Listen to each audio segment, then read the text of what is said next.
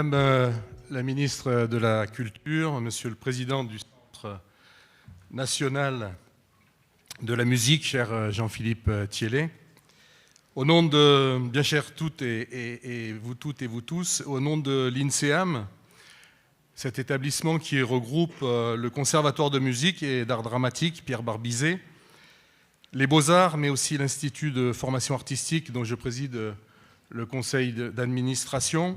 Et au nom de la ville de Marseille, je suis très heureux d'accueillir ici les assises nationales de l'égalité femmes-hommes dans la musique organisées par le Centre national de la musique. C'est un événement et un symbole fort. Nous recevons ces assises dans ce conservatoire qui vient de célébrer ses 200 ans avec bonheur, avec fierté de son histoire et conscience du travail qu'il a à accomplir. C'est une première et je veux redire à Jean-Philippe Thiellet qu'il est ici chez lui, et pas seulement parce qu'il est marseillais d'origine, plus parce que nous avons vécu une belle soirée de culture footballistique hier soir.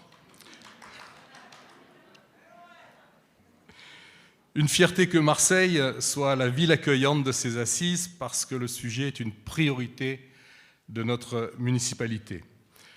Dans une ville profondément inégalitaire au plan social comme au plan territorial, les femmes sont souvent, doublement, voire triplement victimes. Et je veux dire notre détermination à œuvrer pour l'égalité entre les femmes et les hommes et contre toutes les formes de discrimination. J'en profite pour saluer la présence de Nathalie Tessier, notre conseillère déléguée aux droits des femmes et à la lutte contre les violences faites aux femmes.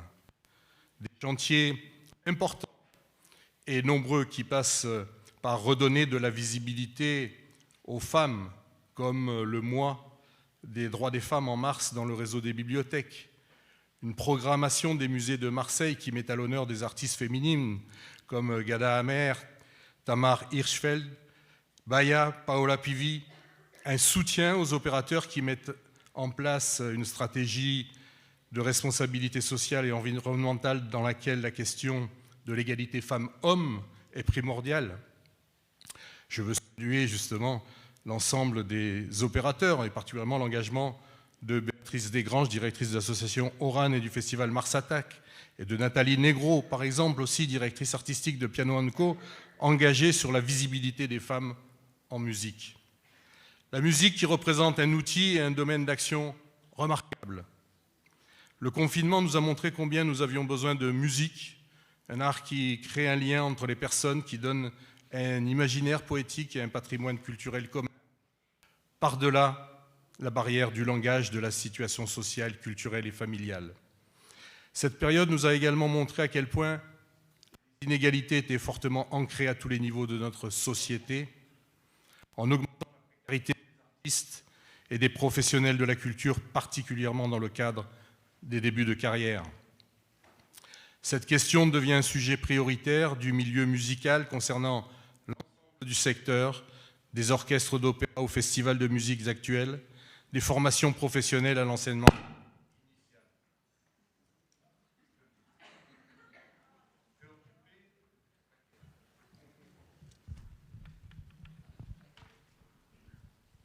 Merci. Préoccupés par cette situation, nous sommes aux côtés du Centre national de la musique, dont la création en 2020 s'est faite à l'aune d'une mission précise quant aux solutions rapides et concrètes à mettre en place. C'est l'éducation sous toutes ses formes, en commençant par l'éducation artistique et culturelle dès le plus jeune âge, qui permettra de changer en profondeur les choses. C'est au niveau de l'apprentissage initial que nous pouvons œuvrer concrètement à cette égalité dans les écoles, les crèches, les lieux dédiés à la petite enfance et dans ce conservatoire de l'INSEAM. Cet établissement innovant, opérateur culturel phare de la ville de Marseille, qui a fait de la lutte contre les discriminations une priorité absolue.